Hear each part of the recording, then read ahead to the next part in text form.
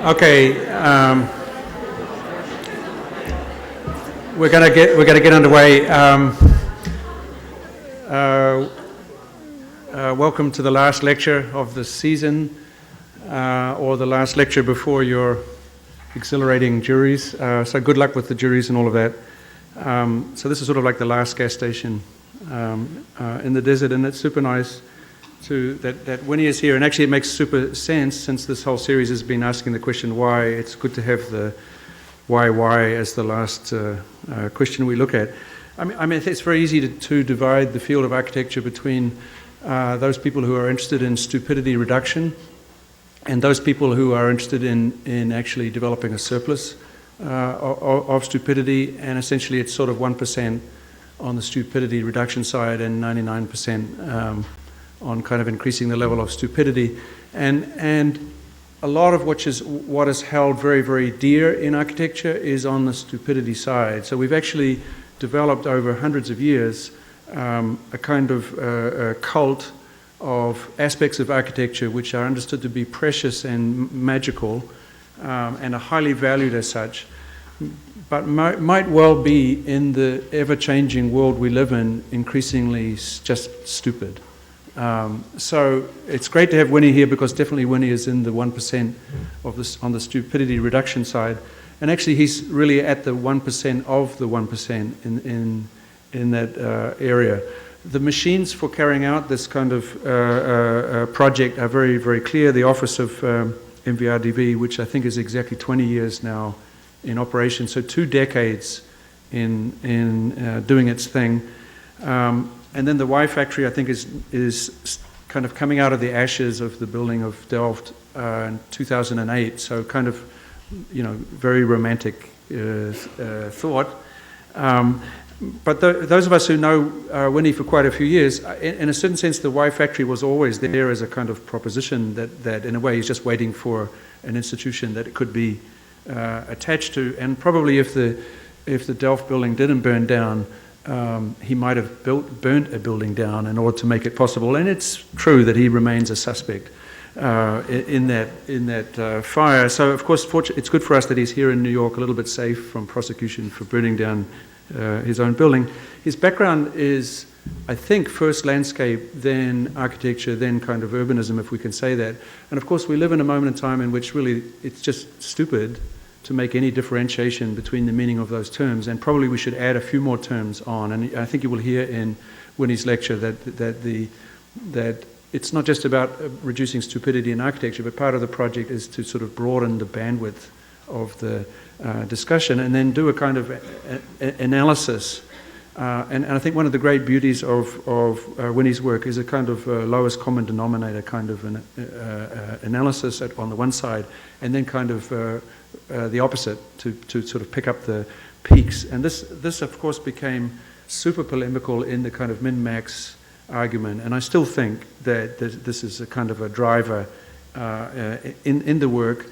And again, it is, if there was this part of, sorry for the speech, but if there was this excess in architecture which we identified with culture and with beauty and might be just a form of stupidity, of course the one counter-argument the architects were always making was that we can do the maximum for the minimum, that we are also able to produce excess out of nothing, right? So we can produce the feeling of something extra when there is nothing there, like biblical fishes and all of that. So I think this relentless drive to put pressure on the formula minimum maximum has been an amazing thing. So it's really super nice to have Winy back to make in a way what would be a kind of report on this ongoing project. And I imagine next time you're back, some new machine has been developed in order to carry out this work. But in the moment, right now, it's the Y factory. So the question tonight is why Winy?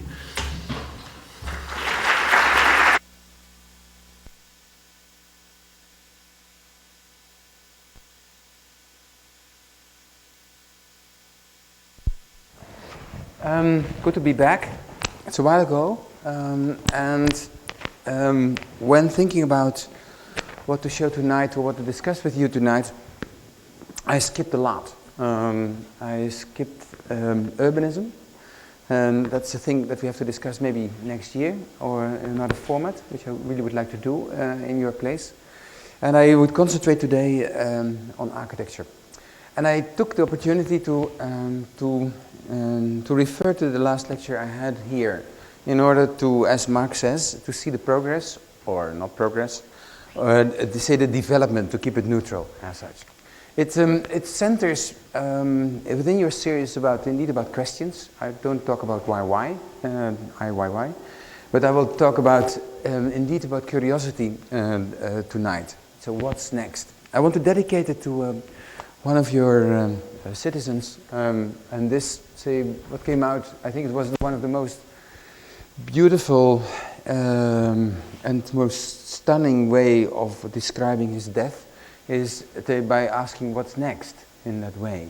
The question that he, and I love both the beauty as the horror of that question. And that question is so needed in our practice, and is also happening whenever I give a speech, and you listen because you're consumers, and then you've heard it, and you say, so what? What's next?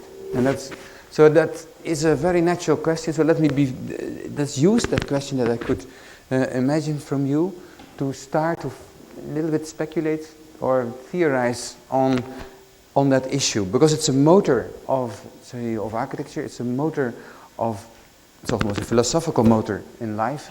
It's about curiosity. It's about the drive that brings us further. And it's also maybe a way to describe what many colleagues seem to have, or they are stuck into a subject and they repeat endlessly what they are doing. I'll come back to that later. Or they're very opportunistic and become green in these days, and or other, fashions as such. And especially the corporate offices have that tendency by nature, and you have a lot of them in this country. So that's the 99% you're referring to. So it is the task, I think, in order to find that line. On one hand, to work on a larger project and to find your niche market, to deepen that, and to endlessly revealing it. And I hope, in a way, to show a piece of my way of trying to explain that motor. So what's next? So I use a reference, because without reference you don't know what to do.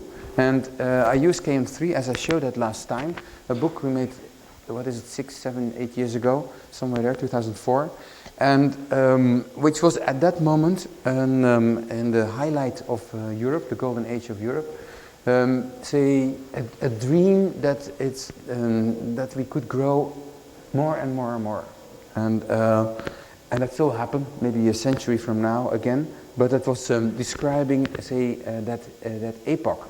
It was a story, like our story, to connect our buildings, our thoughts with a wider context, a wider ambition, if not a wider project, and in that way. And it followed simply a rhetoric of an observation, exploring all the means that we have in architecture to work on that, and to end with a conclusion. So I will do that now also, in a way, and to see what happened after that book, because such a book is also a motor of giving everything. It's like what you do also with your stomach sometimes. You put everything out, and then you can start again in that way. And that, I think, is the useful part of books, because you can show everything, all the lost competitions, all the ones that are, all the studies that you do, all the secret things in offices, and not only the realized project as such. It is, to give you just a short note back on what it was about. It was about that 99% times 99, about this endless shit that we construct, or our ancestors have been constructing over the last 20 years actually, and which is covering the planet up to 10% of the planet is like this. And wherever you fly, you can see the same kind of zone. Well, it has maybe a couleur locale, some other trees, or some blue roofs, because especially in Japan, that's the material they have, and that's what you can do. And what can then architecture do about? I think that relationship is one of the most fascinating for me elements to concentrate upon, and to try to explore a strategy or where even the tiniest thing can say something about that matter. It of course, then we have to find tools how to measure that enormous sprawl, that enormous, say, zone. And we try to do that in that book in one way, simply in terms of three-dimensionality. How much space do we have? How much do we need? And where can we put that?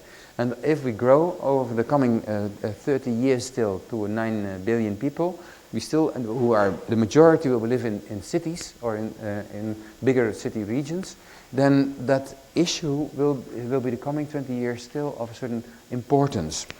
So how to describe this kind of cities? Well, there are many, say, ways of describing it in terms of psychology, what is going on in time in that urbanization mood, or in terms of simply desire. And so a group of these graphs tend to describe that we want more, we travel more, we have more homes, we have more square meters, we have more gardens, we use schools in a different format. We desire and make more than ever I have thought about. I mean, every one of you, when you compare that to your grandmother, uses much more space in any form and format in that way. And on the other hand, there are people that describe the planet as a shrinking phenomenon. More deserts, less forests, less agriculture ground, more flooding zones, and ultimately will lead to a kind of space gap. That's what we put. So to measure then that gap, we have different tools. At that moment, and talking about what's next, that's why I refer to that, we describe it, for instance, in an ecological footprint. Well, we can measure our activities and our desires in that way, and if we want to compensate that, and there's a complete program, partly in the US, but also in Europe, and now gradually in China, emerging, that we, with tax systems and with building programs, how to compensate that footprint. So you need 4 Americas, we need about 5 Europes, and well, in Singapore, well, you can forget the case. And that, and we start to speculate on different kinds of behavior. What if we behave like Cubans, the most ecological population on the planet? You didn't know it, but that's or what we behave like an Americans, then yes, okay, there would be fantastic amount to construct in that way. It was a joke in a way, or like embryonatical exploration by some students to say this, but it reveals also like a tool to measure the things. And if you look now to how UN, World Bank are measuring certain kind of efforts, then say to compare it with the ecological footprint seems to be a tendency that will, and I'll come back to that later in this lecture, that will take over BREEAM, LEED and other kind of tools. So it is a kind of a way, although it was silly at that moment, now it has more wider than I expected in that way. So that's 7 years, one could say it took.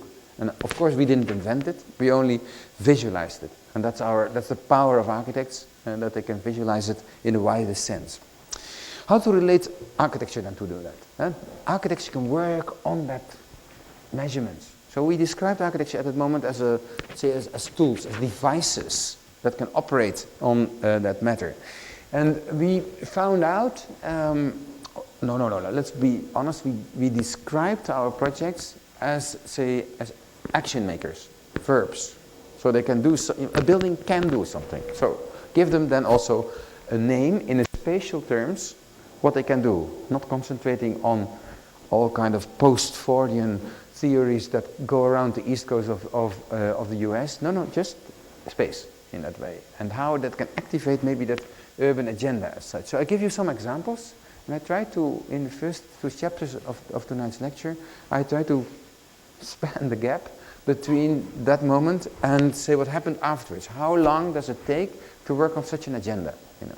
So one of the techniques is to use, and especially in housing in Europe it's possible because our walls are 25 centimeters because of the sound insulation, and actually I need for structurally more or less 14 centimeters, 13 centimeters. So I have 11, 12 centimeters that I can use. And with that I can do quite a lot. I can span. And with that spanning act, I can absorb urban life. I can invite people to come, and I can mix it more. I can give more capacity to cities. I can make cities that are not only stupid combination of housing, offices and retail, but that wants to give also space to breathe, or maybe for unknown functions, or maybe for agriculture, or etc.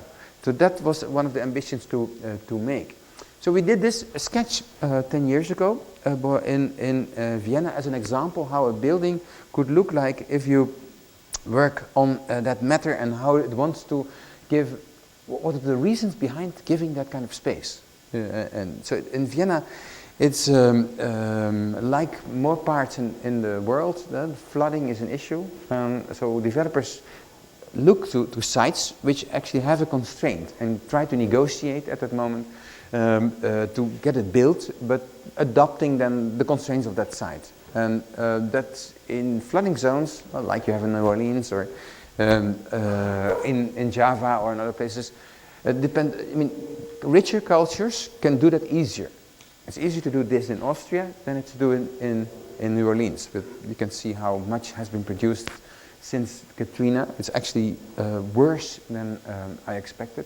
And I find it an insult that still not so much has been done there.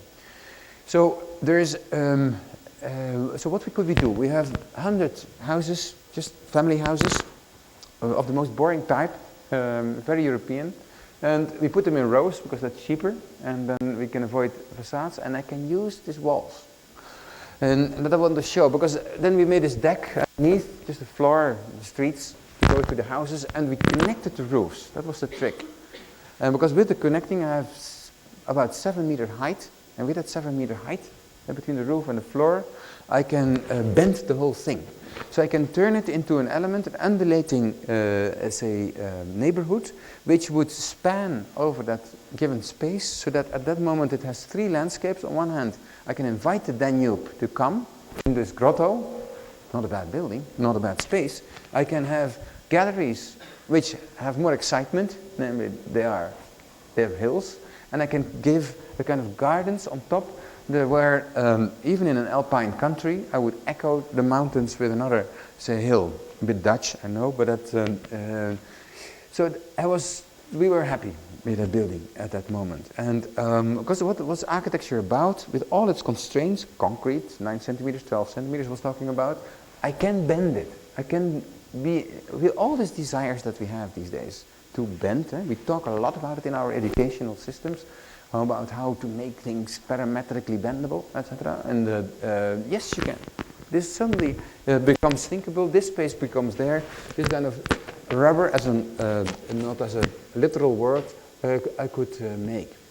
So what's next? After showing that in that book, I was honored and shocked when I saw this indeed happening in Lausanne. And today, even with Sejima, I'm meeting on another project here in the US. But that is where she did a fantastic job. I think it's, and you all have seen it in one of the most beautiful buildings built the last year. I was envious, of course, angry, and also proud in a way. I show this because this slide can kill me. You can intellectually, because how dare I to try to do that in a place like Colombia? It's can you talk about this? It is so we thought we have to live with it. It's in a way. I want to. What's nextness does not mean that you are going to be the what next is, but that maybe your student or a person somewhere in Australia that picked it up is going to build it faster than you do. In a way, that's life, and that's part of that. What's next is, and in a way, what we try to do in Architecture d'aujourd'hui, when exploring the uncertainty that surrounds our jobs. One of the chapters was about this déjà vu, in a way. And I think architecture has an enormous amount of déjà vus. That's our history. You can make history classes, can become productive. I would love that Princeton would do proactive research on such a kind of déjà vus. I haven't seen it. It seems always looking back. But there are fantastic circles over the planet coming up. And some of you have been discussing it with Eisenman on CCTV. I remember it a while ago very well. But actually we are part of a wider group of people that seem to be interested in to surround a new kind of space with program and with its circles as such. So seemingly, and we don't talk about it because that's not, architects should be original, authentic, but seemingly we share more than we actually admit. And I intend to say that there is a kind of hidden Siam these days again on the planet, where maybe because of all of our stagiaires that are floating around, all the magazines that are, and all the web sources, that we touch upon each other, and we tend to focus on more collective agendas.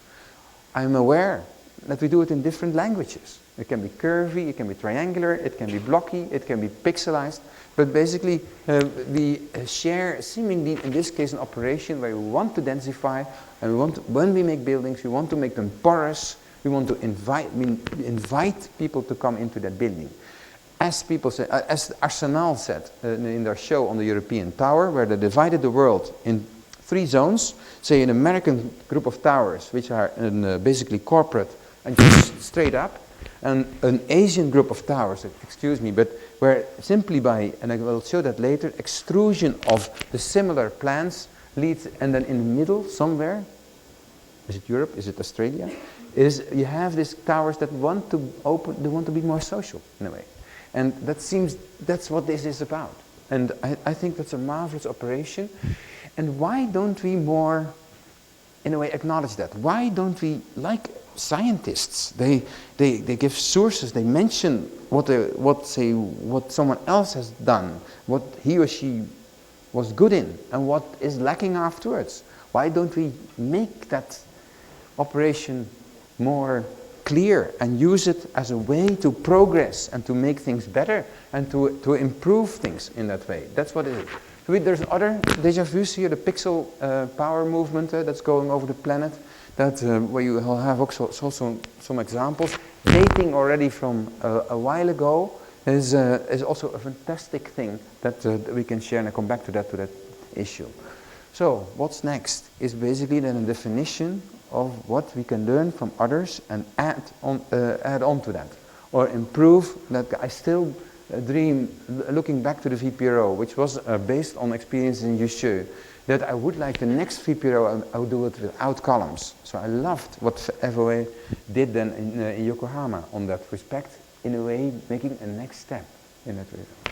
Okay, next, what can we do with that? If we can't span in Vienna, we will try to explore that already in KM3, that we try to do it with the market hall in Rotterdam on this site, where the client wanted to have 200 houses, and in between something like Miralles, so the roof and the market underneath. And that's what he said. And yeah, come on, should we do that? Because in Rotterdam, you need to manifest. That's the advantage of a bombarded city. You have to manifest yourself, and you can't hide behind cuteness like in Amsterdam or other Middle European cities. You have to come out. So that was a pure strategy that we did in the market hall. So this mini film shows it at that moment. This is what the client wants. He said, no, let's twist it. Then he said, oh okay, because they have a big space we can make. No, too many penthouses. I have to bend it with a view, make it cheaper. So a Roman arch. No, the lifts didn't fit in, and I get this figure. Then I try to make it with simply Dutch technology, push all the casting elements a meter per floor. And then at a certain moment they kiss, and then you have the arch almost for free.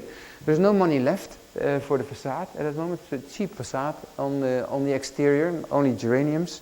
Inside we try to turn it into this space with a screen where all the market people can advertise and can change it it becomes a street, basically, a grand passage, 38 meter high, 120 meter long.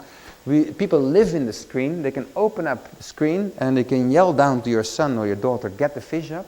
And it uses in a way the social housing type and not as a, say, populistic metaphor, but as a pop element to describe that relationship between all this massive housing and the public space. So how it's now under development, soon, and maybe you want to, the market stables will be in a kind of competition between designers. What's next to show is that site is now dug, is now deepened, and is gradually turning now into that building that I can show next year. It takes 7 years to make a building. So imagine that you have a career of 35 years, you can make 5 buildings. And that's, so that's great to study here. The longer you study, the less you can build. Sorry, Mar. And it is in a, so we have to behave, and that's what you learn with many architects. You will divide your energy all over the place in order to have enough balls in the air so that they will land in time.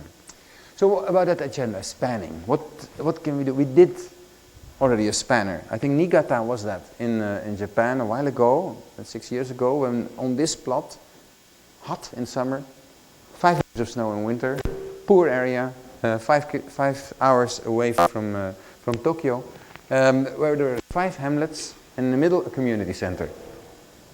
Okay, what can you do with that? So there is the community center that comes in, generic program, classrooms, you know it. And we connected how to make it contextual. So we connected HOP with the environment, and we used that connection to lift the building in order to make a climate below that where you can use, say, this area both in summer and in winter.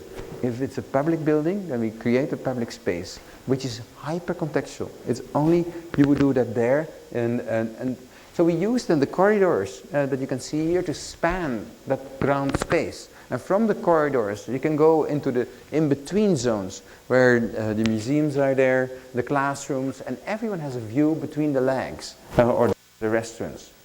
I still love this slide because as an effect of it, and this is as we have learned the last 5 years, this is a high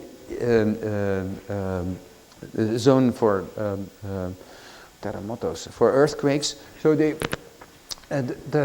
we needed extra steel. And that way, and they popped up in the roof. The engineer was saying, "Yeah, I don't know where to put it," and so I made this figure. I said, "Wow, fantastic! Exactly, this describes that building, because here you see the powers of that configuration. This is the hamlet in a way represented and figured out. The 5 hamlets, how they come together in an echo of the mountains. What's next in Nanjing at the moment? We're working in this urban plan." And which many buildings, many architects, and where we are asked to make an hotel for a very bad chain. You know, the Best Western. You'd never want to stay in that. And that's what can you do with bad Western? Is like flip it. As simple as that. Because you normally go into a bad Western, you have you see these people, and you go up to your room and you don't see the other people. It's like it doesn't contribute to urban life, nothing.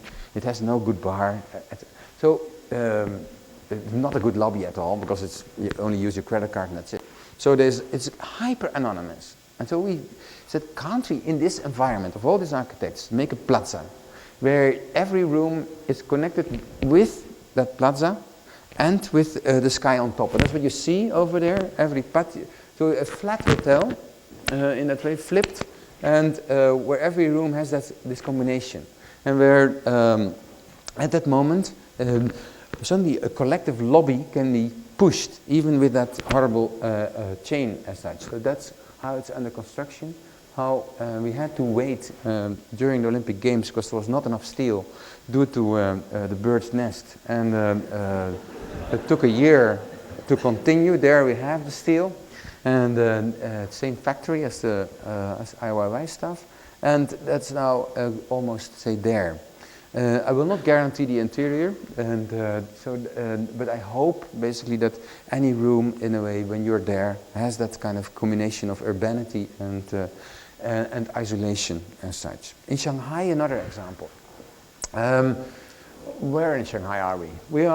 This is the World Expo site. World Expo site, some of you have been there. Here and there a nice building, 99% is happily destroyed. And afterwards, and roads that are made by the planning bureau with an insane idea of being big. So there was no cohesion at all. They made an axis in the middle, and now, after having done that, and you see the problems and I'll come back to that later, in Hanover, what can we do with the expo? And they demand now investments to be put and to start on the axis. So we do one of them, and here you see the axis, quite nice, this tents, and there are some nice buildings. Well, the Chinese pavilion has something, and the saucer has something. Then there is a series of buildings which you really think that might leave in the future. And the good thing is that there are piazzettas as such. So what can we add on our spot? Maybe another piazzetta, maybe a building program that wants to, because it's the most dramatic part. It's the end of the axis. An axis from nothing to nothing. Goes to the river without view to this kind of beauty on the other side. So what to do in this envelope is a program, and with an object where the client says, I want to pull in people, I want to make offices that are very small, so that anyone that wants to rent an office for 10 square meters can be there, but they should be ecological. Oh, okay, how to do that? So, and how to compete that with this other, say, battery of towers in that city. So this is the program, and this is what he didn't want. So, like, when you rent a space here in Brooklyn or in Soho, you basically are somewhere in the back, in a dark space next to the elevator. No, that's not the case. So, Too Deep, this is the collective program, and that's in that. On one hand, there's a giant restaurant expo space that all these mini offices will share in it. So we said, okay, let's try to put one tower. That was still too fat, because with your 10 square meters, you have 2 or 3 rings almost of programs. So we split the tower as thin and slender as possible, 10 years after the Twin Towers, and to half of the height in that way. And it became so thin that on one hand, everyone has that space. There's natural ventilation everywhere in that building, and everyone has a kind of view, over the axis. From any tiny, it's very systematic. It is the porch that we then create this new piazzetta to enter from nowhere. And then we add, I think that's the most important part, all the collective elements, not downstairs, but to put it on top, so that whatever happens, any earthquake, any attack, in a way, it would stabilize the tower. And then we could make also like maybe try to correct, you have to be polite when you're there, maybe the situation, because an access from nowhere to nowhere.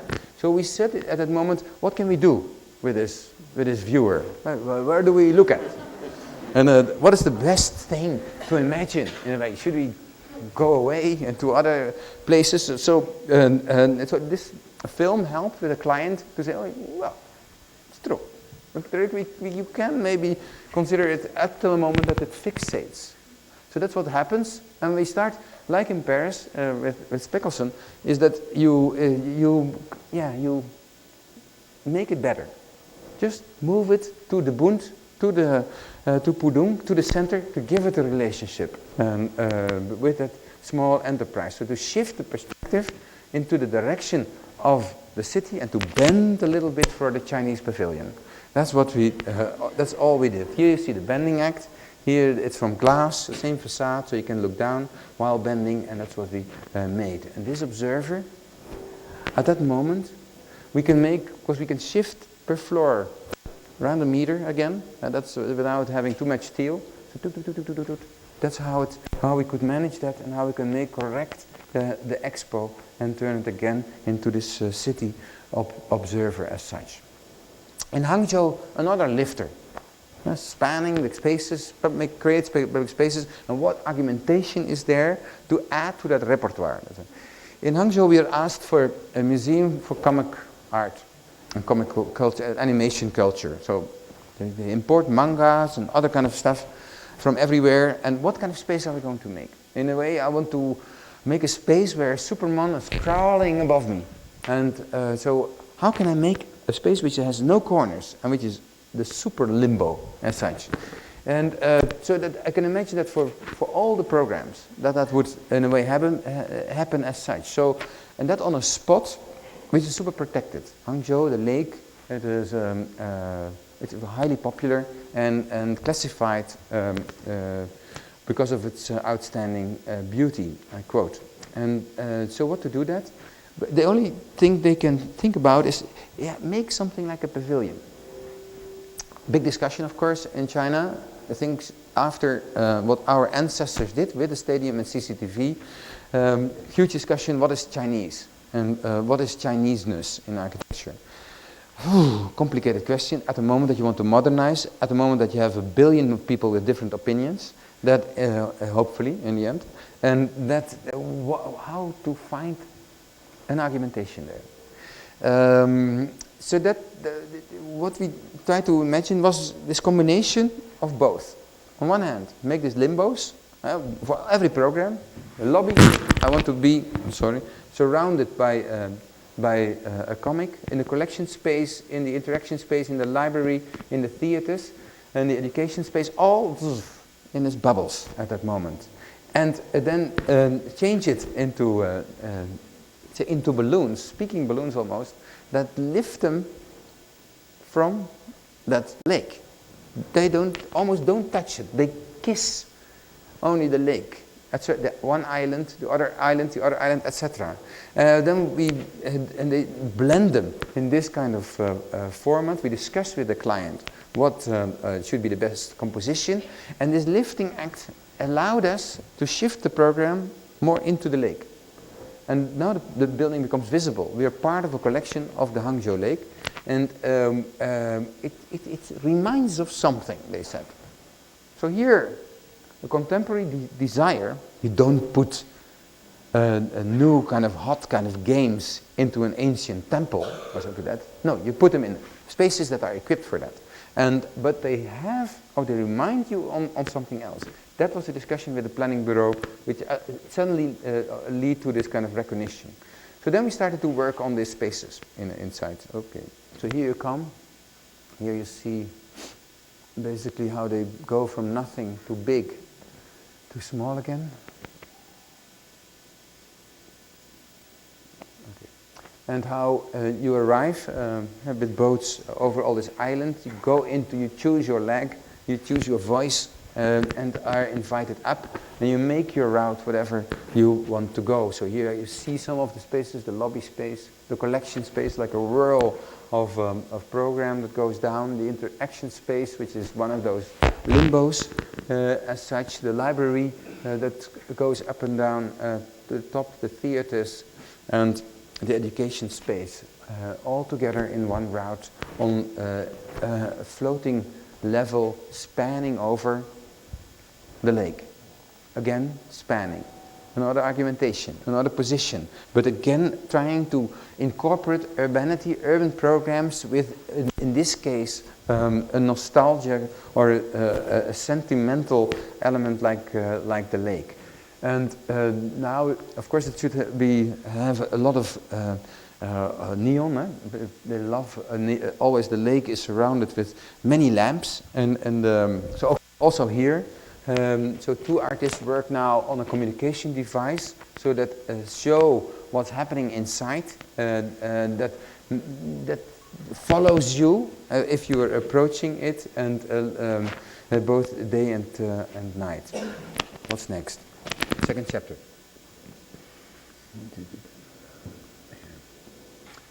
I go to a next technique here, grounding.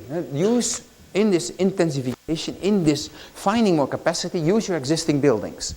And we try to do that with this building in that moment in sketch phase, where we said we have an existing building, we add infrastructure, we add some structure, we add étanchéité, what is it, a waterproofing, and some trees, and then you have a base for houses. That's what it was in this extension of this house.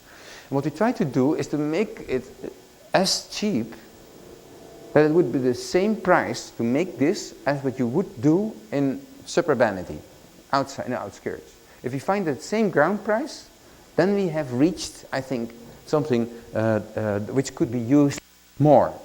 So that's what we did. We had to prefab it, of course, enormously, and we used no details, only one, say, rubber swimming pool paint, and put it on top of this roof. So this is the access, the infrastructure. Here pass by the beams. Here one of the inhabitants going to his neighbor, going back, and all the houses, and then they surround. This is the main corridor. This garden that you make, and that attracts this family to live in the city. Middle class, don't leave, is the message in this case for a European city. And it is painted in this color so that it will be always a little bit heaven there upstairs. And like Klein trying to, but it becomes also like a tool that shows very directly to everybody that you can do it. That is, that it suddenly architecture becomes like an advertisement almost for an urbanistic campaign. So especially when I look to this kind of say, situation, then I'm aware that we play as architects a responsibility role. We want to claim in this case that everyone should do this in a way. And by doing this, if we do that for the whole rest of Rotterdam, then we don't need the Dutch countryside anymore. And that's now it's happening. After this, it is taken on board. I'm aware I did something bad in a way.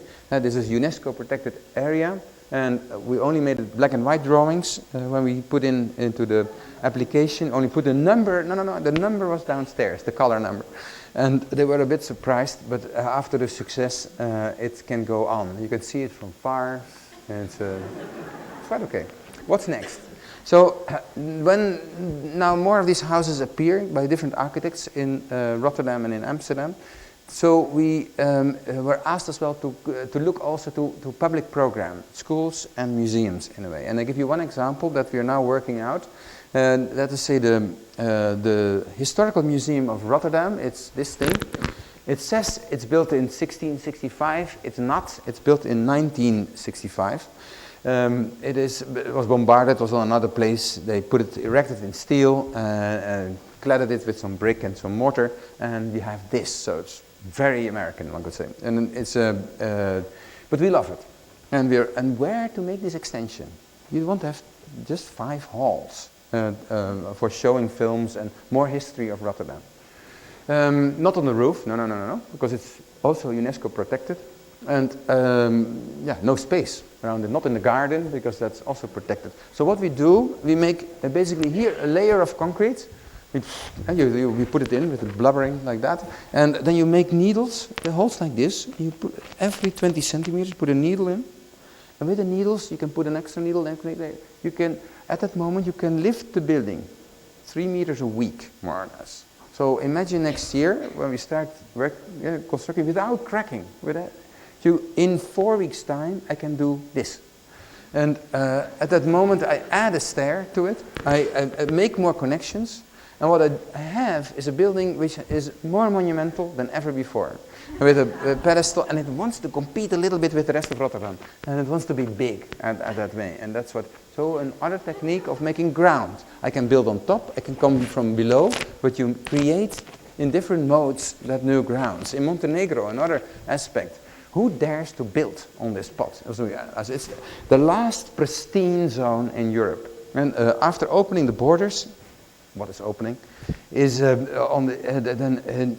both an enormous group of Russians and Germans entered Montenegro, Albania, and all these places, and Croatia to construct, and in a monstrous way. So stupid. Why didn't they learn from Spain? I cannot imagine. I'm angry about this whole marchandise. What happened? So this is the spot. It's next to Sveti Stefan. Sveti Stefan is the only monument we have. It's bought by Russians. It's now an hotel. It's like James Bond. You enter there, and it's quite nice, but also hyper luxurious. And the same owner wants to have this. I was like, oops, how to answer Sveti Stefan? And he said, okay, but we have a plan. It should be something like this: villas, nice golf course, and give me some. This. No, you can't do that. I'm not going to do that. Because this is what happens in the rest, all the neighbors, this is Montenegro. All the 100 kilometers are filled up with this shit, and they advertise it with new quality of life, and this is how we have to constrict. But at the moment, there are people that are guerrilla that are against it. So, okay, maybe we can do something different. So the program is actually FAR1. That's very European, and that's but that's fantastic, because that means that I can do the whole program only with one story. I need some patios maybe, but that's it. So if I make a cheap building, I could replace the existing nature with buildings and putting the nature back on top as such. I need to do something on the view here and there for the smaller hotel rooms, so I have to bend it a little bit away. I have to make an entrance from the road on top. Look, there they disappear into the ground, all the future Russian tourists, and bend it a little bit to Sveti Stefan. So this is the bare landscape, this is the program with the lifted nature. This is how we bend it a little bit to create density and to put it towards Sveti Stefan, opening it up for the entrance. And then we simply drill some holes in this tapestry, wherever possible. And that creates, and this is the plan of all the houses, all the rooms that turn into houses. Therefore, all following the existing contour lines, cheap in that way, to save money in order to use that for this blanket that I want to make. So you make new ground in a way. So this is the structure as it is developed for the hotel part, and how it's not really dressed up completely. I behave like a military operation where I clad it completely with green. This will be the greenest building on the planet, and don't worry about it. And where is the building? This is my love. This is the view from Sveti Stefan. This is the answer to Sveti Stefan. I cannot make it more monumental.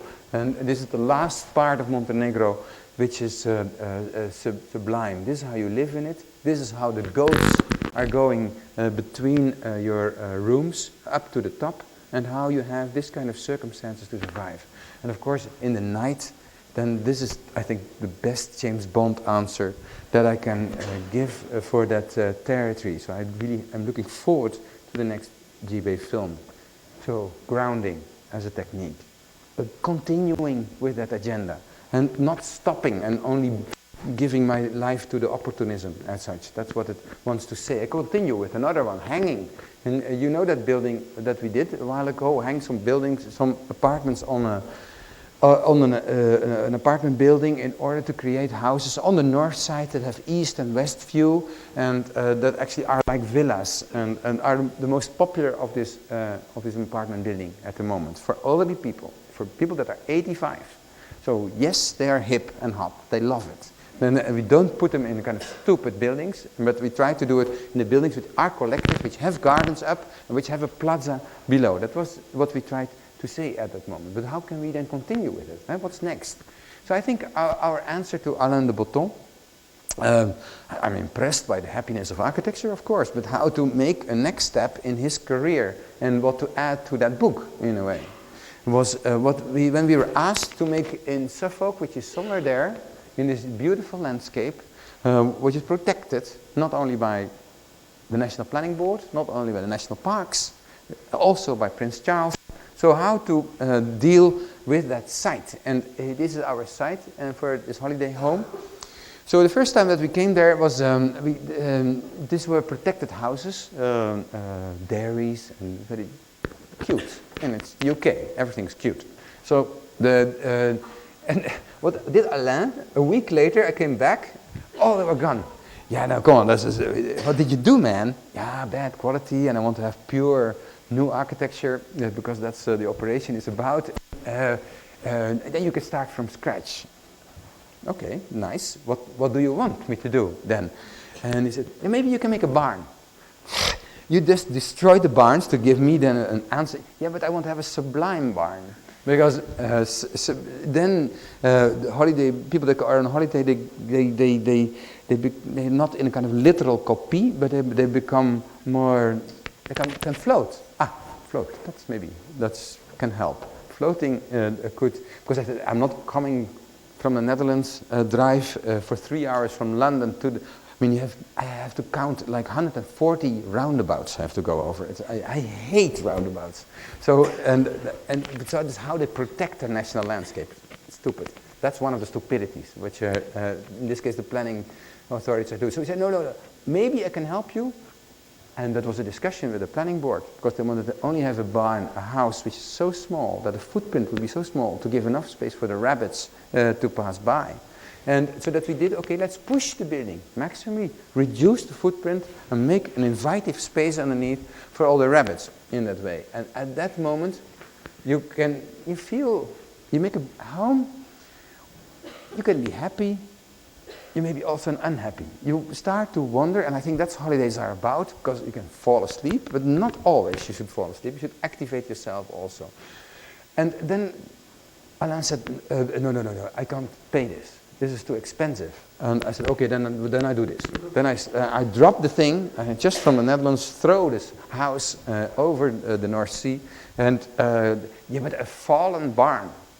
I cannot make an advertisement for that. That doesn't fit in that rhetorical exercise that he was engaged with. So that helped. This is nice working with a philosopher, because then you only can beat or compete or seduce through, in this case, a philosophical argument. It pays 200,000 euros extra for the word. That's what it basically is, and that's what has been constructed. So we explored at that moment, what is that gut feeling, and that sensation of when does that happen, that you are about balancing as such. So if you do this with a pen, I think that's the moment when you want to say, that's architecture. Because then you become uncertain, you become emotional, and we have to move people. When we move people, then maybe you find an argument, then you can convince why things are there. So that's what we try to do. Here you see the animation, how it dropped back again, and health and safety requirements in the UK don't allow for buildings that go like this. Like in the Netherlands, it's fine, but UK, no. So dampers in it, costed again some 30,000. And so the only thing what we could do after the planning, it's like this color of the blue houses. In this case, we hing a swing. The swing, if you go into it, then it's just, the structural engineer was fantastic. She was, Jane Warwick, I can recommend her, and not always Arab, please. And they, she had that feeling, okay, I just do it precise. Because she knew that when I would hang the swing, then I would go over that law, and now the building is moving with the swing. So the heavier you are, the better the building will be moving. So it's from the road. It's very modest. It's where is the house? It is could be anywhere. It is Prince Charles avant la lettre, we say always. You come close in the evening. You have your headlights, and they reflect back. Welcome home. And you have to choose for what door are you going to do, left or right. I go immediately in the kitchen, of course. I want to smell the soup, and so that's what a home is about. You walk by, and then you see all the rooms, and there's something happening in these rooms. The rooms have some weird beams. That's the structure in the end, and they echo. That's why we got the permission now, not only because of the frogs and the rabbits that can pass by, but also because it refers to a classic structure in the, I don't know, and so here you can see they're fat, they are thick, and they become domestic. You complete them, and you enter the space which you surround by nature. You can put your own carpet everywhere, because if you are afraid of height, because below you is this is then happening, and it's shaking like that. So you can play with it, and that's then say basically. The building. Trying to beat the render is a very important message that I could give to you. And making a space, I love this one, because this is the best veranda in the UK, raining like cats and dogs. Here will be a fantastic table the coming weeks, and where you're surrounded by nature, and where frogs and rabbits are invited to be on the table. What's next? Tianjin. In Shenzhen, we were asked to work in a master plan of Zaha Hadid. How is that possible, to work as a MVRDV in a plan of Zaha? But you discussed that with her last week, I guess. And to make the museum of aerospace and aerodynamica on this side. So basically, they have lots of old stuff. These people, and they some machines like this from all planning. This is what you want to experience in that museum. They want to make people enthusiastic about it. That you can basically, I can fly. When are you able to make a building that you are able to fly? That's the dream, of course. Wow, I would love to do that. But how to do that with a kind of a program? Because museums are not that expensive, even in Shenzhen and Bihai. It's basically a hall. Just a shed, a hangar that we have to make. And so Zaha said, make something curvy. And I said, no, not. We separated the film zone from the hangar to make the hangar pure, even more straight than ever. And the ball, we smashed that into the ground, and where we have these two cinemas in its side. And then we shift the hangar over it. And it didn't fit in the high regulations and in the water table. So suddenly the hangar moves up a little bit. It's a bit light there.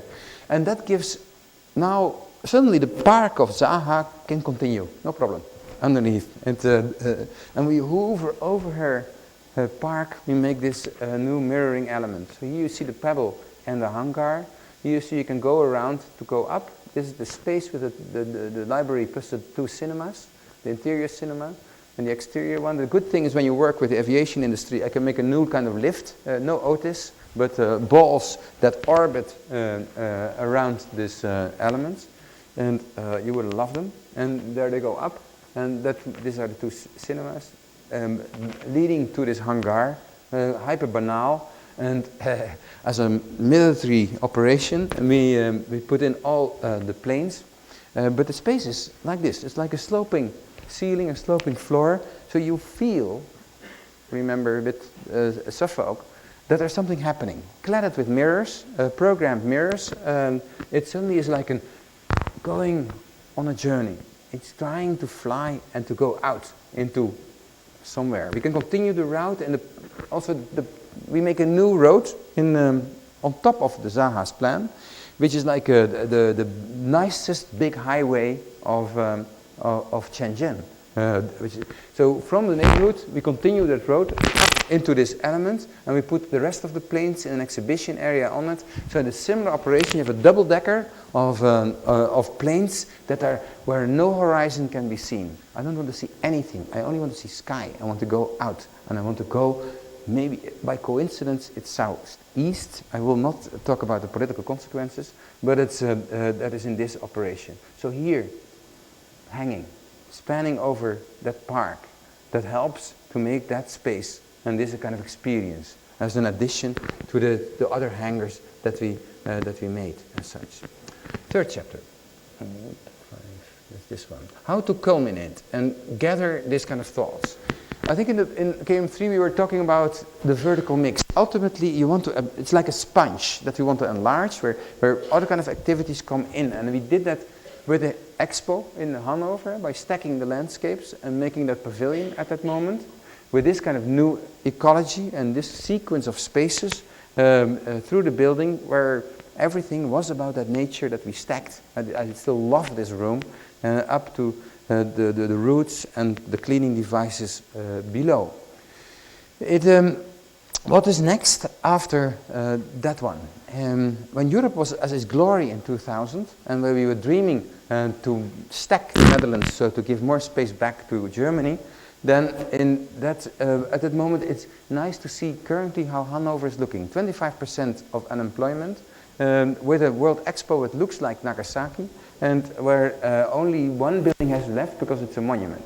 They can't pay for the monument. And they were proud on it, and so from utopia it went dystopia. It's inhabited by birds and by squatters, say other birds, and they, I think it's quite okay. It's like if we add to the romantic history of ruins in Germany, we had another one. And of course I would love to show a building where people take care of and what they love. Then it can be monumental. So this is a forced monument.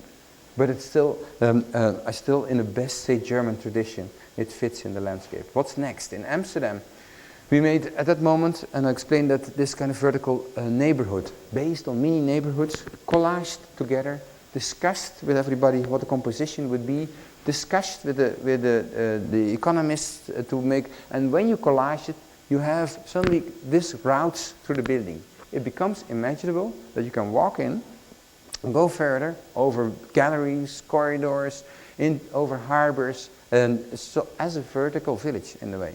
And houses react on that with different kind of dwelling types, living on top of a corridor like this one, and collage together in this container, where if you go your eyes along the building, you see the different groups living in this building, almost like a block, a united block that is positioned in that harbor, and that in a way talks and communicates between the small scale and the big scale. When it's big, it's simply monolithic, and when it's small, it's diverse and hyper-diverse. In Madrid, we try to continue with that vertical, say, spongeness by, in this plan, reacting on this syndrome in Europe. We bake blocks. I mean, you like to copy it these days in the US. I'm doubting a bit. And because what happens in Madrid, of course, even colleagues from Portugal, Cisa made this, makes buildings where the windows are smaller than your toilet windows here in your country. And that for an extravagant culture said to the mayor, no, we don't do it. We don't go to make a block. If we will make a block like that, we flip it so that the patio, in a way, is the last nice thing, that we expose it to the environment and that it creates a kind of escape to look over the 1,000 blocks that are there. So this will lead to that at that moment. And then we surround that with neighborhoods. We make routes in between to go up. We paint orange to make it a little bit warm. Here you see cheap technology of Spain. New neighborhood arrives. I can go further in it. Here I walk through that, even from my house, I can see it. And meet people, go through the whole village thing, and end up in this, say, field, like a floating soccer field above Madrid, and where we gather, hopefully, people in that operation. It becomes an icon. I'll come back to that word later, because suddenly with houses, you can also make icons. I don't need a museum to make an icon. That's ridiculous, and also another generation that believe in that. And it's also for me a symbol of self-criticism, of a culture that, not about my self-criticism in this case, but I mean, does a society allow a foreigner in this case, a Dutchman, to give criticism on the block culture of Spain? I think when a culture does allow it, then we are in not a bad level. And I hope that we can create cultures over the world that allow criticism to be constructed, and for better and for worse. So it has become, at that moment, by coincidence, a plaza where we now it's celebrated in a while, and somehow this criticism is acknowledged by some of these people. So the mayor was so proud with that kind of activity. He said, oh, no, make me a real block. And so we got the next commission. What's next? You make a building. And over there, on the right side, we are asked to make no tower now this time. This time, just a block. We have enough for it. We said, no. I hate blocks.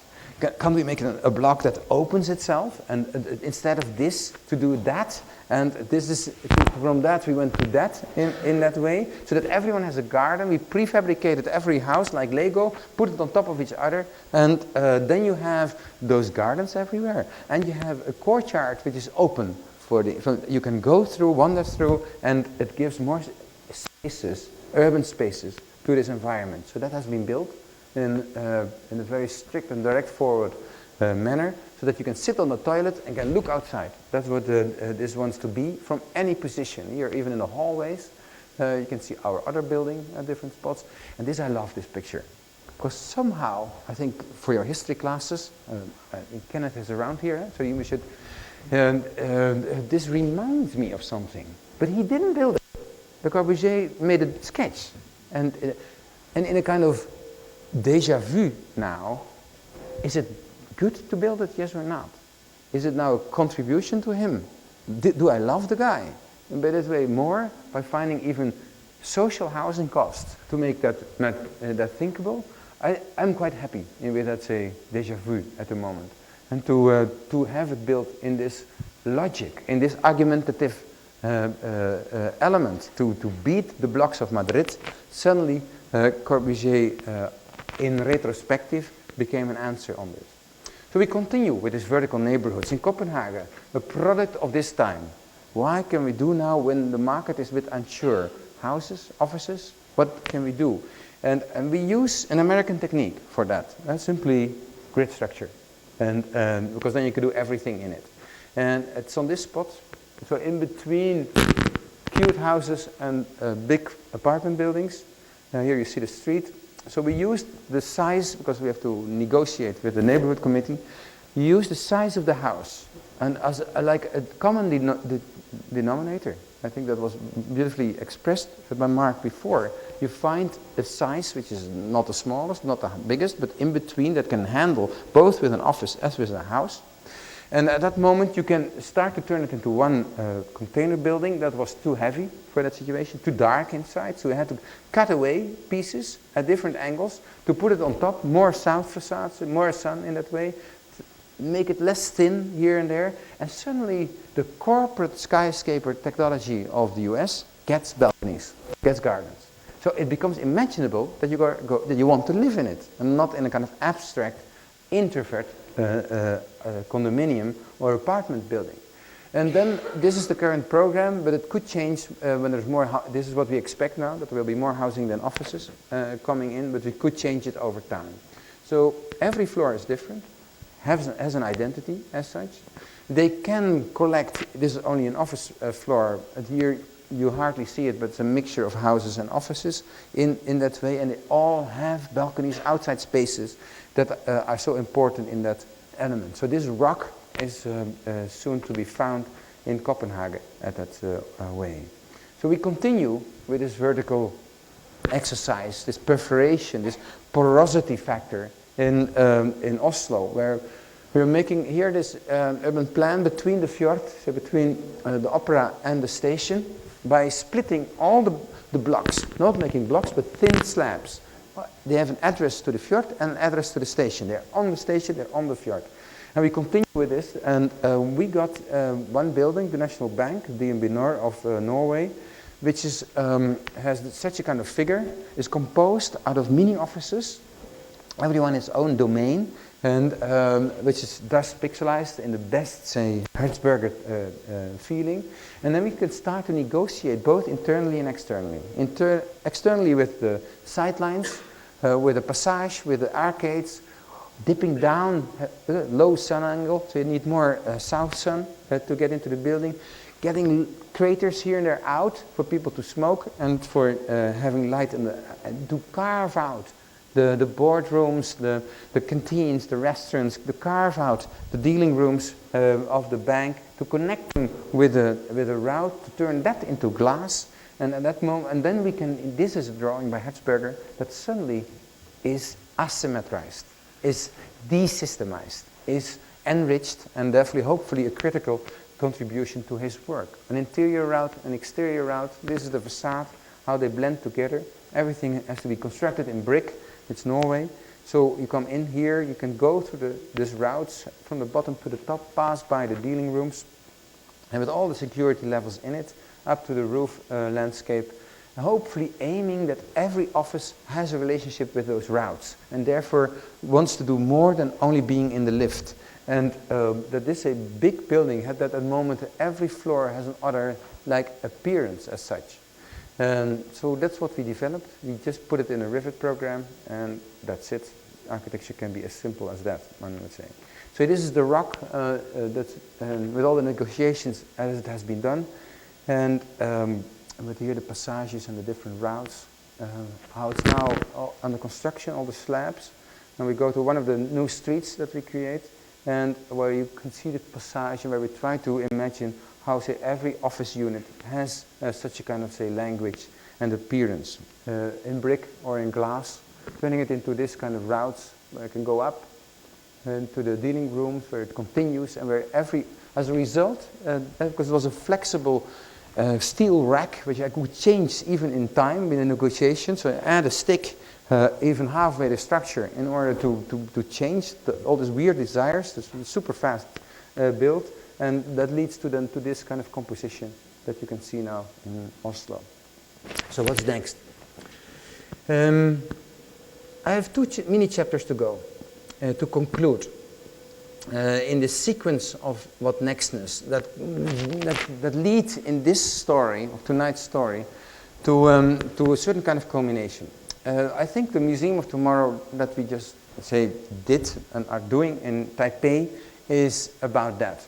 It tries to get the knowledge of these operations, of Copenhagen, of Oslo, of Amsterdam, into one building as such.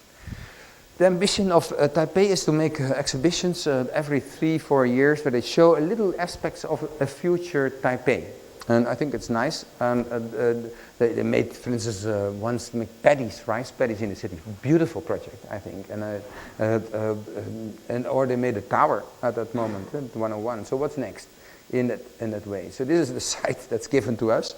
No paddy at all, and it's but this is East Asia.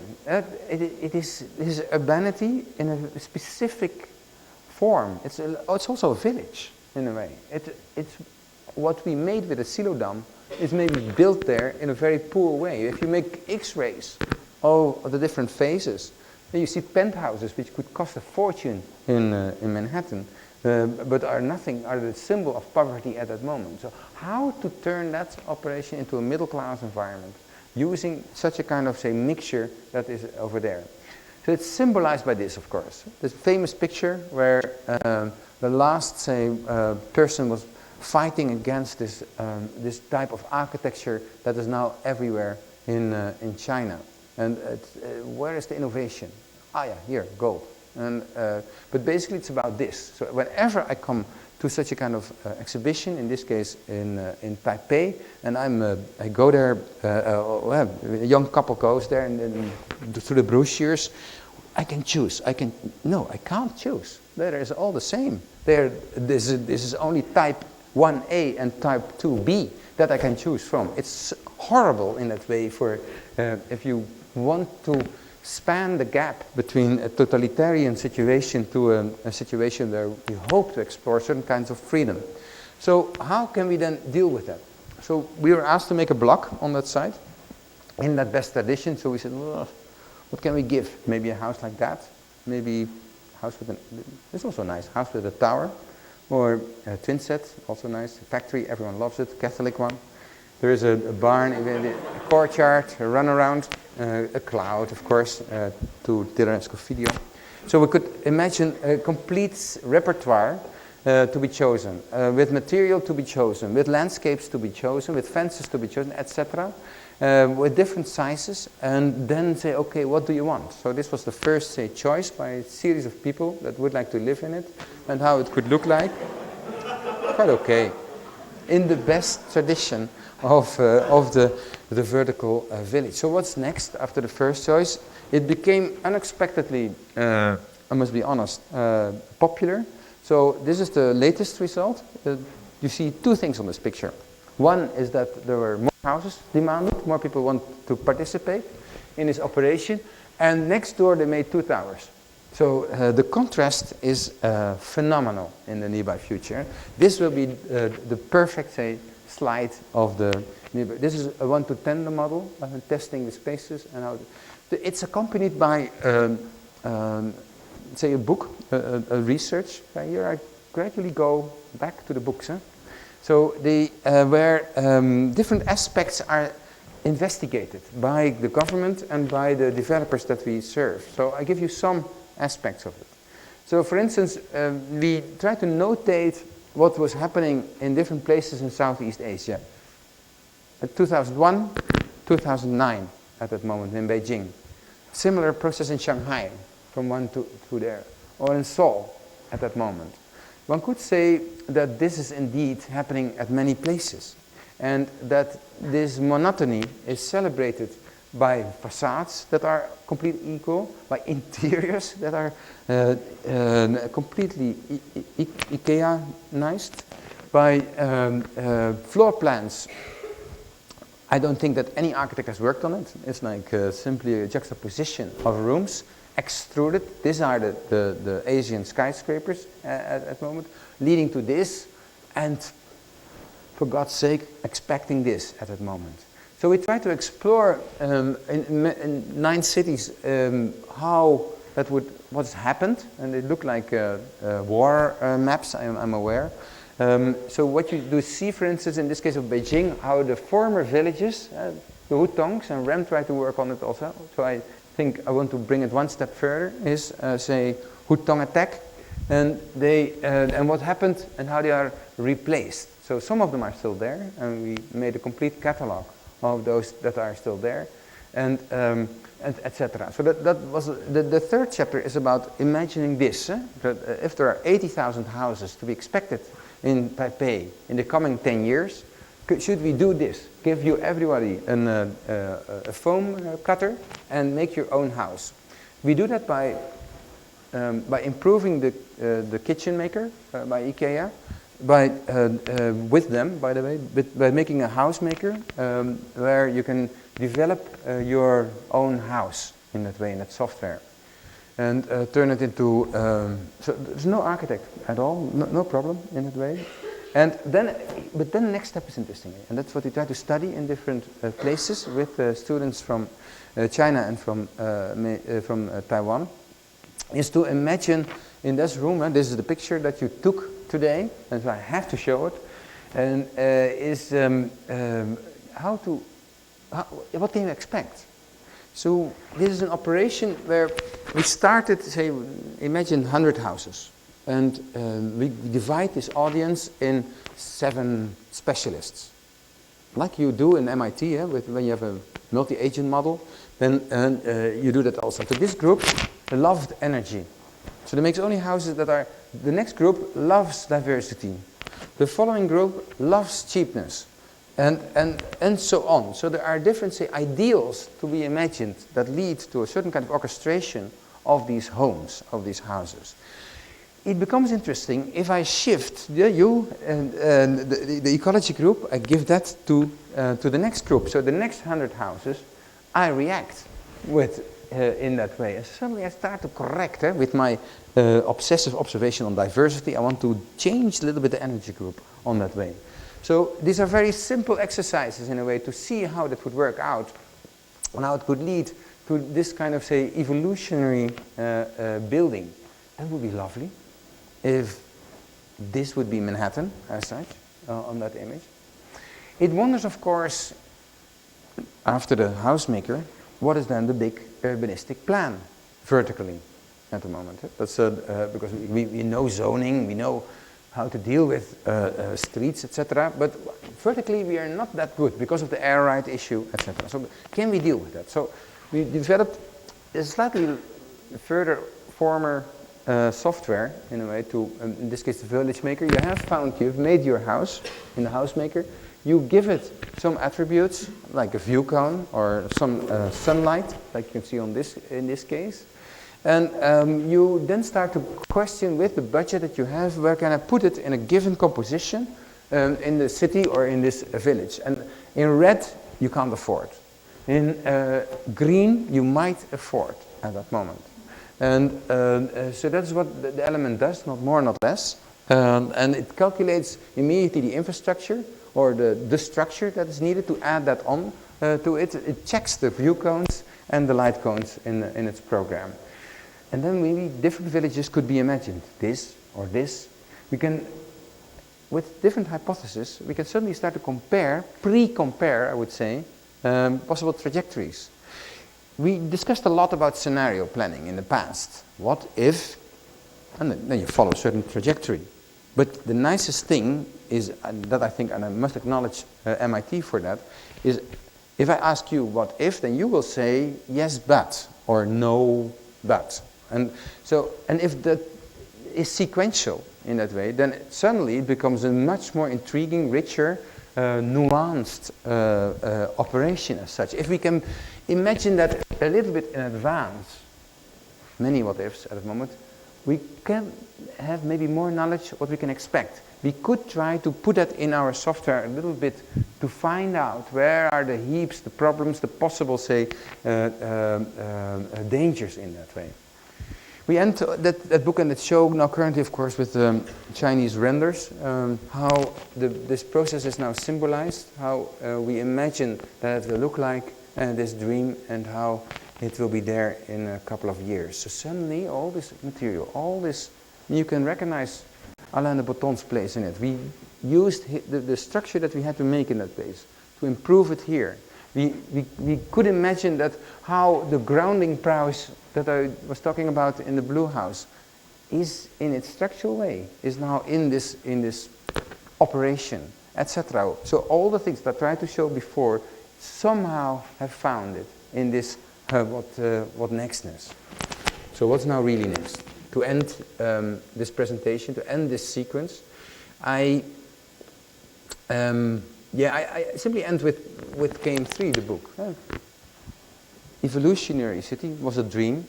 We did this software. They are silly partly, honestly. They are dreams of us, but of course we never will get so much money that we can turn it into a game. I would love it, and I think we should in a way. With the function mixer, the region maker, and with a space fighter that we showed on the Biennale as such. It was the end of our book at the moment, declaring almost that at that moment that planning devices would be changed, that we would not be only in our offices, and that everybody would be in that way a city planner. So what's next? I think the Y Factory in a way wants to continue that sequence, that series. We outsourced it, I could say, partly because I think the commercial model of having a research unit in the office, as we have learned from OMA, is very hard to, it's fantastic that they can do it, we can't. And we need a public body also to collaborate, because most of the research grants are only on public bodies still, basically in Europe and also in many of the American sources. So finally we accepted to become professor, and always rejected it, and build up in that, say, that waiting action, because I think that universities should specialize. I think that we need less professors on the planet, but we need more researchers. 1 professor and 10 researchers is better than 5 professors and each one researcher next to him. It's stupid what happens in many of the universities. And so that's what we said, okay, make your budget in such a way that we have 1 professorship and 10 places that surround it. And give us a space which is decent and with better carpet than here. And so the dean was fantastic, like here. He said, at a certain moment, I go out. So this is what he went to the container. Here's the next container. This is his space, and you smell the university. That is like typically, and you up out of all the. We got some money from Sickens, and there we got a carpet of Desso, and we could invite people to come in, and we had started, and that made it. So I was very proud. This think tank on the top of the building, which I didn't like as an architectural piece, but then 3 weeks later, I was watching from my window and saw what's happening there. I come closer, and the red carpet has become fire, and there it fall down. And I had to give my introduction speech, what you have to do as a professor, just a week later on the roof of the neighboring building. And we started to invite people in our office to build tents, to buy a building again, an old building, and to give to every professor a thing. This is mini Yale, one could say. Here you, so this is our corner. We made a roof, jacked it up, I explained that before. Then paint it orange to make it a little bit cozy and warm. And put the professors and the teachers somewhere in a room and turn it into a tribune where you can discuss things. And it got certain attention. But I must admit, it was nice that building it, suddenly people, and that helped. We got more money out of that. It's so simple is it. You can use architecture on this faculty or in this campus to maybe to claim innovation and to claim therefore attention. So here we start, let's say, teaching. We produce models. I'm not going to explain this exhibition, the Euro Tower, which is now going on. Make manifestations. Invite, and you have fantastic tradition in the US, to invite your presidents to talk at your universities.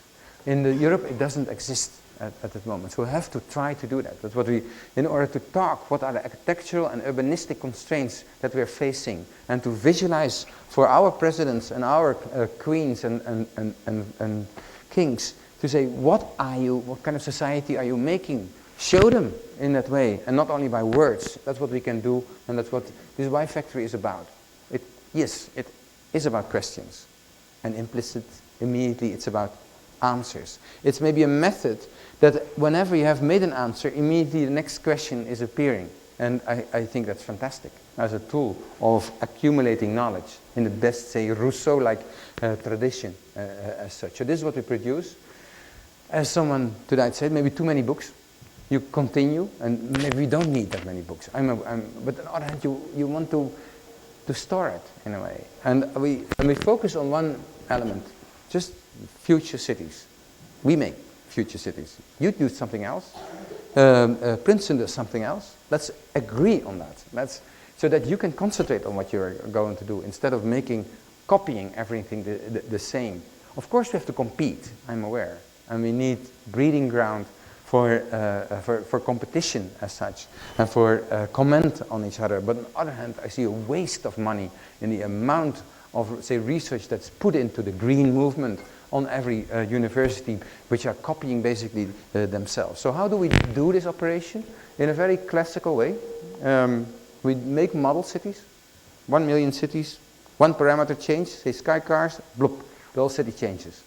We apply it on different situations, and we gather the information, like in a village maker, in a controller, in a library, but in a game, in a space fighter. And there are mini games appearing, and I will give you one example later what's happening. So we opened with a statement, in that way that I already explained. We wanted to open up the doors to become visionary again. We all dream of to behave like Boulez, and which was like trying to make buildings where the day would continue. We found out that since the 70s, no visions are anymore there. The word vision is too much connected with religion these days. And you can see that in the green movement, how religious they almost behave and act. And which is sad, because we need leadership, we need exemplariness, we need thoughts that overcome a little bit this junk, this 99% shit that we are facing. And we leave a decade, no, 100 years behind, where an enormous amount of thought has been produced. And I hope that Princeton is going to document this in the best way. And we want to call now and find out where visionary is needed. So there are many corners which need certain kind of guidance, and I'll give you some of them. One tendency is this endless solitariness that we are facing at the moment, that we spend so much time inside our computers, our devices, arrange many times a lot of things. So there are people that think that at a certain moment we don't need architecture anymore. This is collage that we could make of a future city that could come out of that. So that needs, and maybe the village maker is about that. It's like balancing between that individualism and between the collectivity. Another, say, zone of threat. Your generation, to be honest, I think I call that the happy brick generation. And there's many people in the Netherlands and in Europe are like, they don't believe in bigger dreams, and they say, oh, maybe a small building is good enough. Let's work on that. Because then we can do still some things. And modesty is, again, is like a marketing tool has become. And it's partly so annoying, because it's like, look at this. This is, these buildings, more of your corporate colleagues make this. more than 100,000 square meter, never published. No way want to do it. So what, if you look, for instance, to certain magazines, we did a lot of them, the Zine, or this is Wallpaper. Wallpaper only makes buildings that are smaller than 500 square meter, more or less. They publish it. And they're beautiful, nothing against. But what do these things say? That's the issue. And so if we want to work on that, if that's a zone that needs thoughts, then how can these happy bricks, how can they glow? How can they get a wider message? Another zone that is impossible, the word iconic, I already explained about that. I think we have a generation of architects before us that has ruined the idea of the icon. And there is one colleague, and he made this stuff everywhere. And every mayor wants something like that. It's like mayors behave like collectionnaires, like collectors. So give me a piece of Mr. C or Mrs. Z, and you get what you want in that way. That's how it works. And they are expensive. So the word icon, because that's what they is suddenly connected with too much money. It is so anything you try to suggest as a young architectural office or medium age, then immediately no, you can't do it because we have already an icon. Another one who does the same all over the planet. I like him, but it annoys me also. So how generous is this work in that way? We could start to ask. But I think it's needed to make buildings that float over the planet, that want to comment the larger elements. But maybe we use, like in Madrid, maybe then other zones to become exemplary, to become critical, to become hopefully prototypical, if not in certain cases maybe guiding as such. So how to research on that? I want to answer. The ray, another one. I think also in this institution you have so many rays. Reformulation, redistribution, rethinking. What do you mean? You know, all these words that you use here to talk about. I want to forbid the word re, because it is killing any idea of the next. And it's so, because this is the Netherlands at the moment. You think the Netherlands was good in the 90s, and now the economical crisis, and everyone makes a house that looks re. And because one thinks that when you make a re house, then when you're dead or when you're getting to your pension, you can still sell it. It's valuable. So I hope that we build in the Netherlands millions of these things, because then modernity becomes scarce and scarcity is rich. So let's let them do, and let's stage this in this operation. And this arenas in a way needs discussion, needs proposals, needs attacks, needs guidance, needs etc. We ended that book with the future, of course, and there's a market for the future. And look to how many money you spend on Atari's The Matrix, how much people went to that film at that moment. And then they use architecture, which is horrible. I still would love to work with Steven Spielberg in a way to make a city of the future. This is not using retro language, as you can see in all these movies that he is making. I hate that. We spent millions and zillions of money on that. And we have an audience which is fantastic, which loves future, which is eager to understand it a little bit, with all the mistakes and all the hype. But why not using it? Why are we out of that operation, is my question. Why your university is not working with him and instead of concentrating on stupid things.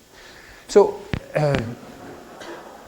sorry, I don't know the situation very well. So this is Boulay in the newest shape, I could say. It mirrors the planet. It wants to, in that operation, to think what it could be. And so what's next? And then you can explore. And you don't have a systematic approach. You see that actually in green we need also guidance in that way. So we immediately made this book, The Green Dream, about Mr. Green. What can we add to all these observations? We came with 22 in that a year of research with different PhDs and different. So we gave to all these people a corner of the research, and I'm not going to show all of them, and try to investigate, say, some kind of truth temporary truth on this element. So for me, this was a very shocking analysis. This is, most of the green buildings are insanely ugly. Why? Going back to the why question, isn't it? Because we have to spend 10% extra till 20%, depends on the country, and that is in add-ons like this. Yes, now there is a new law in France which says if you want to make solar panels, it has to be integrated in the products. And maybe some of you are working on that kind of integration. It's built up of an amount of cliches. Okay, I'm aware. Montenegro, I built the ultimate cliche. Hopefully, the word ultimate is a technique that we try to discuss today. Go to the max and immediately reveal the next step in that way. This is, I think, much more scary, namely that due to the energy demands, you can see that here in Manhattan also, is that you cannot build more than 25 to 35% of glass. Mies van der Rohe out. We copy the facades of Southeast Asia in these countries, and thanks to William, we cover our buildings with greenness, and there is the last 10% that I could have used for a cantilever or for a social space is consumed by the birds at that moment. So, etc. So another research about over the complexity of green that paralyzes currently a lot. I'm not going into that. So what we try to suggest, and this is also my proposal for Mr. Bloomberg, is when he says, I have the greenest city on the world, prove it to me. Calculate that. Give me your science. It is striking to see, you know, I started tonight's speech about it a bit, to see that LEED, BREEAM, 3-star system, passive house. There's so many laws in the world, and they have, but they don't talk with each other. We need a kind of Esperanto or English to make these things interact, especially in Asian and in context where these different are competing at the moment. So how to do that, and how to rejudge them? Now I use the word re. On one hand, it's annoying to see that things like LEED, they confuse social aspects with energy aspects. Out with the social aspects. I want to calculate how many joules these things are needed. Who did that should be he should be in jail now, because it made it. Every building we do, and we have to get a LEED, silver, premium, platinum thing. Then we misuse all these voices. More socialness in it, and it is such a kind of annoying instrument at that moment. Secondly, there is nothing about urbanity in that way. Yeah, a little bit, but the effect in that way, and Bloomberg is right, of density and of public transport is much more important, as we discovered in that book, than say 30% of glass in that respect. So let's prioritize, let's calculate, let's concentrate on joules, and let's make that, and that's what's happening now. After this, now the Green City Calculator is adopted by the European program and under development. And then we can make the greenest city. We can beat Maastricht at that moment. It looks like this. It's very boring. So we need images by you to show what the greenest city on the planet will be. So what we do in this research, we use patents. Patents that are not used that much all over the world. You can find them in any patent bureau. And we work with those authors. They're 75, 82 years old, and hey, monster, you are going to visualize my pattern? Yes, we do.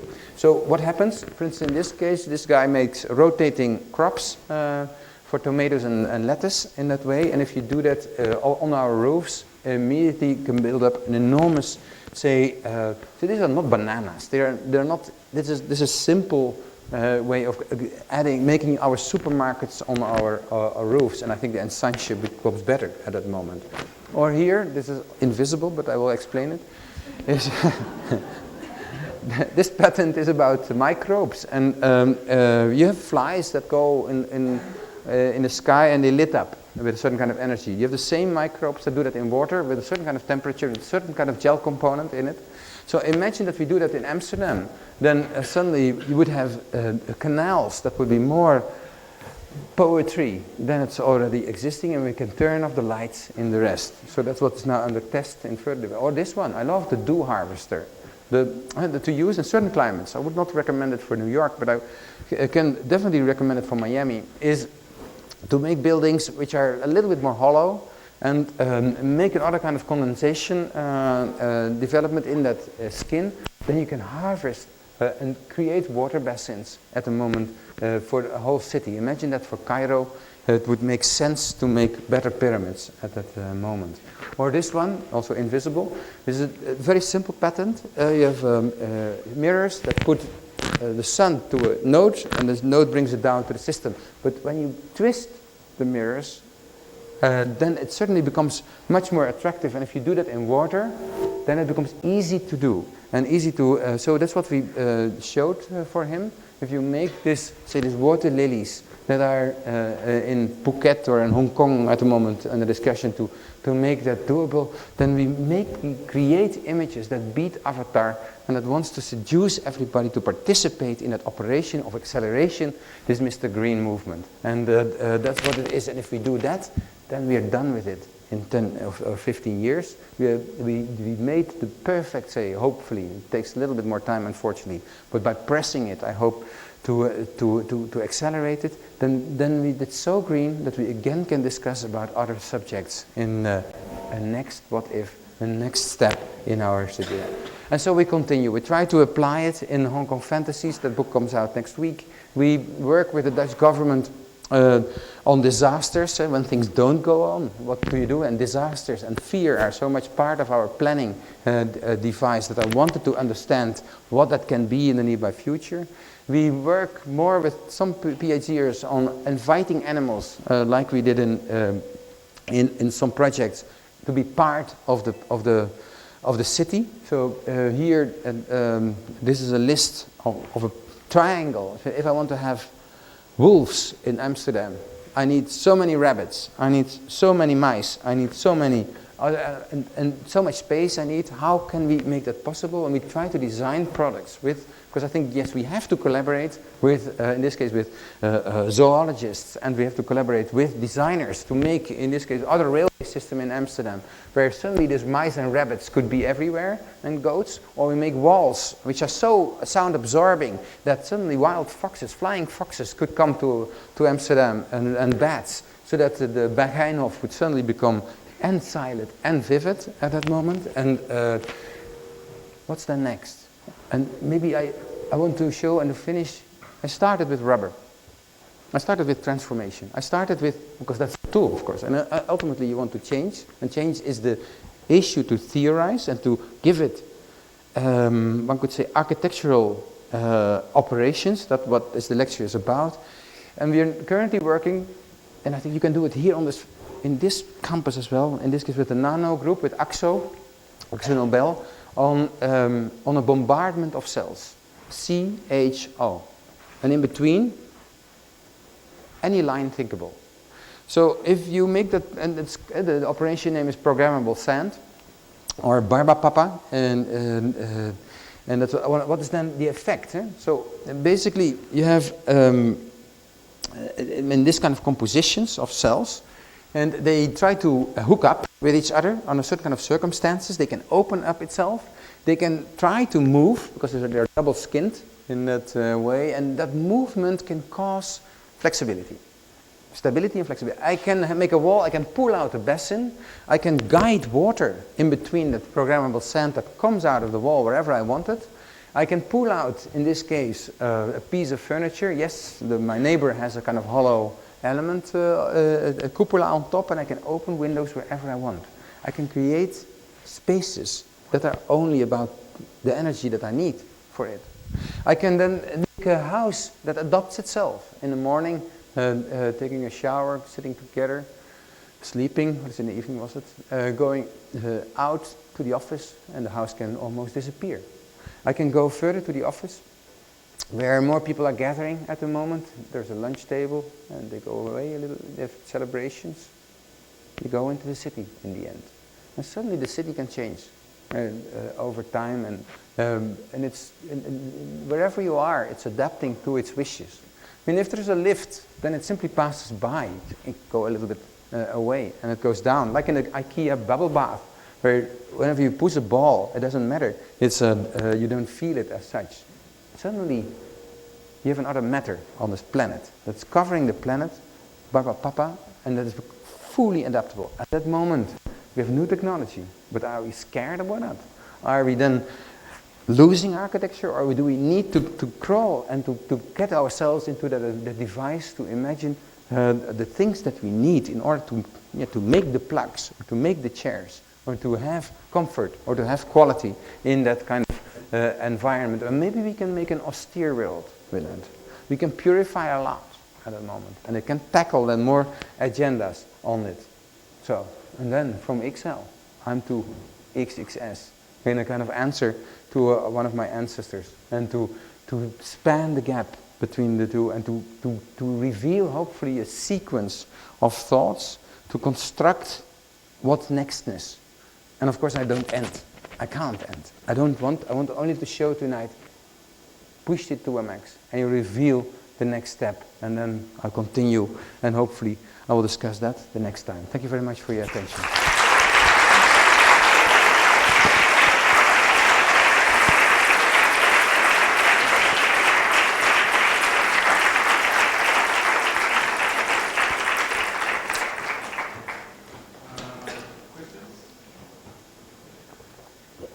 Hopefully. I love dialogues more than monologues, but I guess you must have some comments, or is this completely, it seems usual here.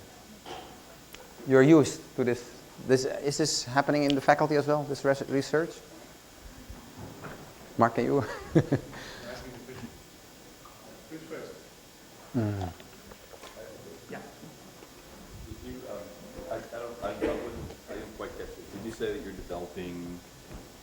Did you say that you're developing the housemaker with IKEA?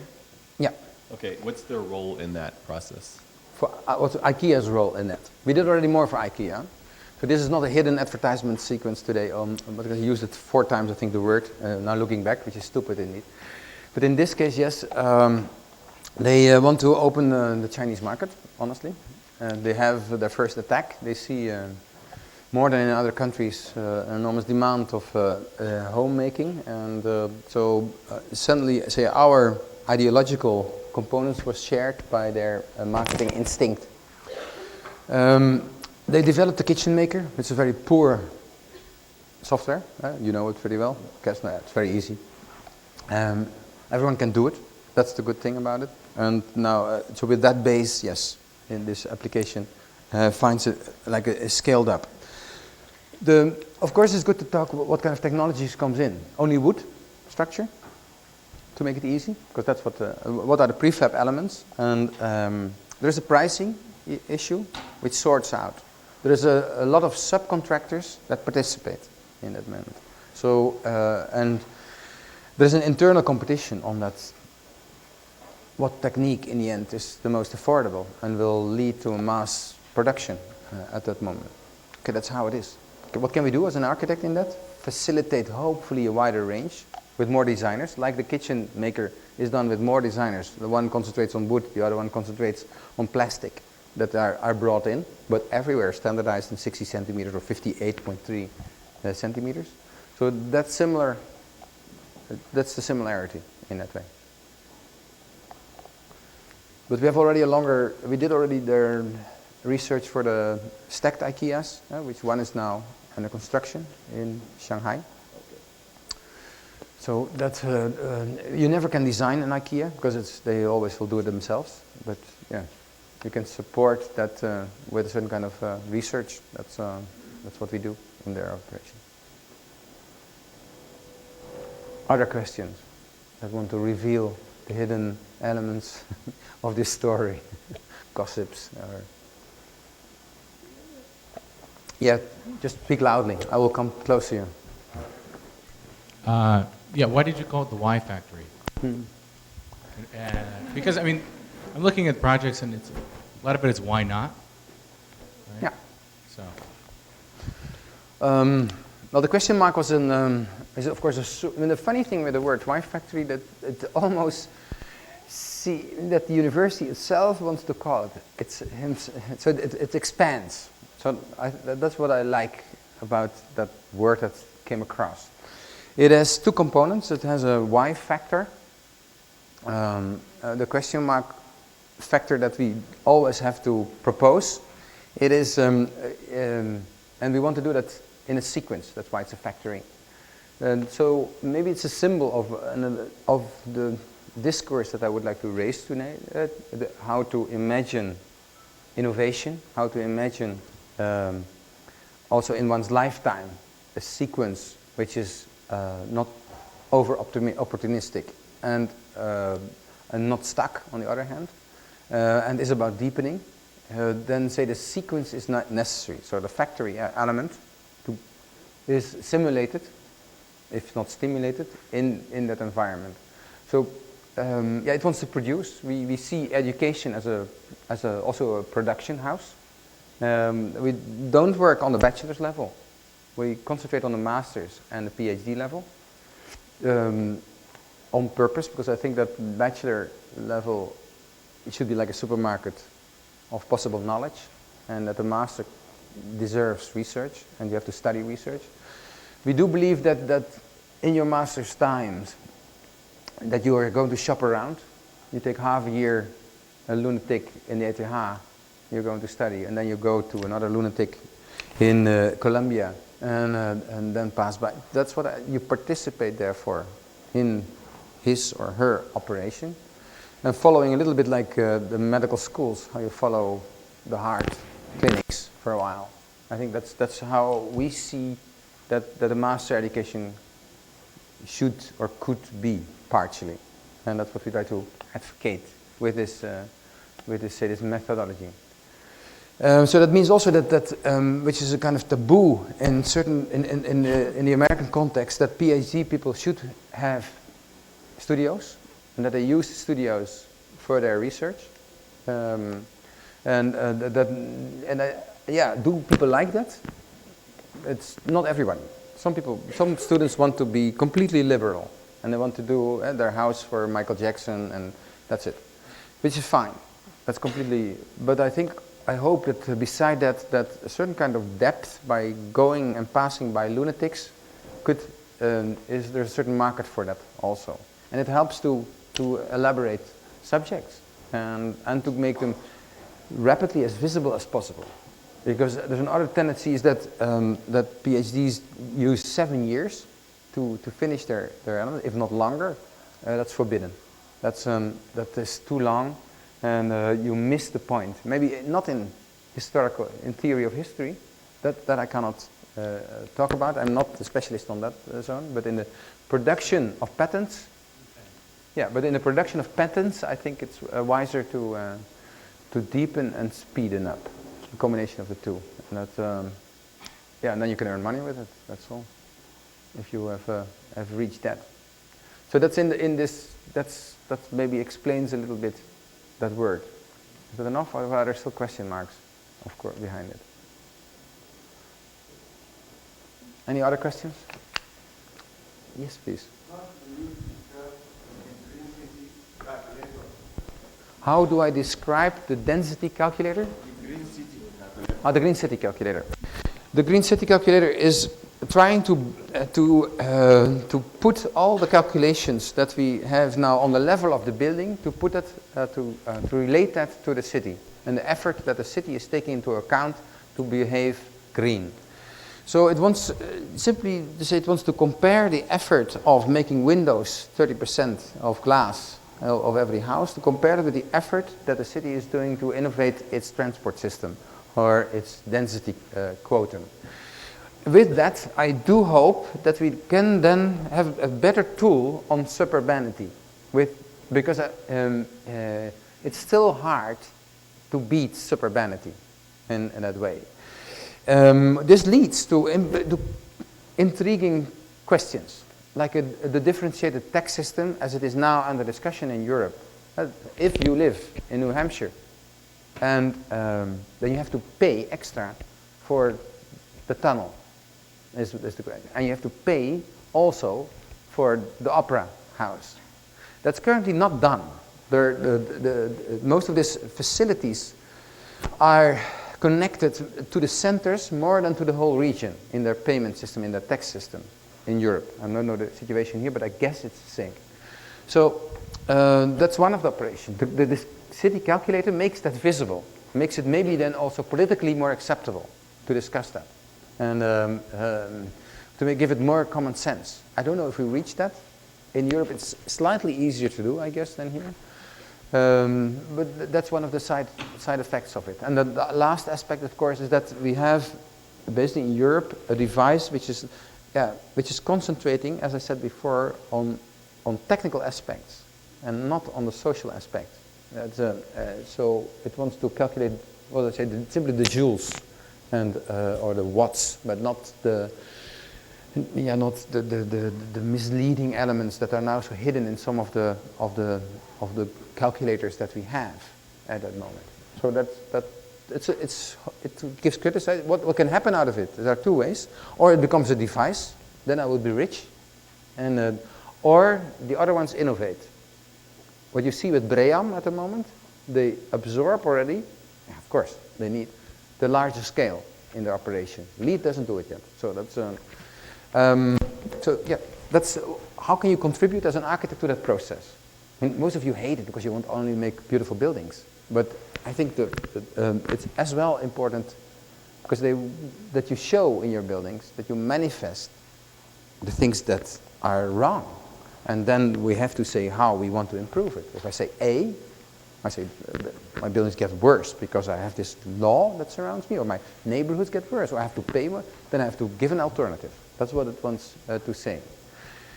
I do hope that creating alternatives will not become my main hobby. Because of course, yes, I love to make fantastic buildings. So I think it's the art of a split personality, how to combine the two. And so that's, last part is an indirect answer to your question, but that maybe helps to give it a certain perspective. Does it help? The last one, and then we can have a drink. Initially, you mentioned mode of operation, or recommended mode of operation for architects, where you explicitly cite a specific source to sample from that came about before you, and you dissect that source and produce something new. Is this a mode of operation that you actually practice in your office? And if so, how do you decide what to sample and how to sample that source? Not as literally as you say. In our office, it is how